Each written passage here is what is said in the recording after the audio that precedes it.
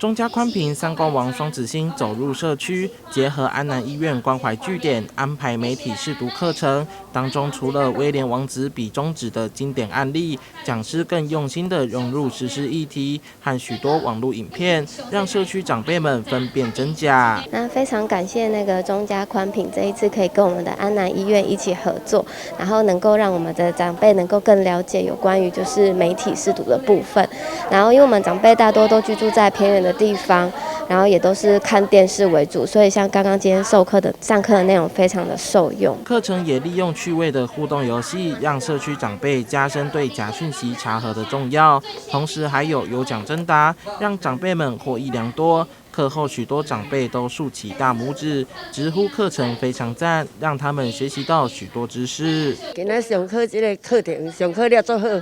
大家做欢迎，有详细，较了解。啊，以前咱也捌接触到这就对啦，做好的啦，做赞啦，提醒咱这的老人囡仔啦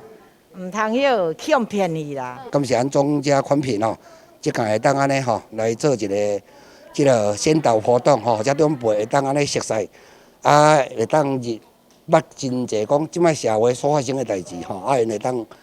真紧吼。会当有一个常识防止这个诈骗减少损失啦。中嘉宽屏三冠王双子星讲师许曼珍也鼓励现场的长辈，可以透过有线电视第3公用频道和第4频道台南生活台，接收台南地方大小事，借此再提升长辈的媒体识读能力，使阅读新闻及讯息时有正确的判断能力。记者杨顺怀台南报道。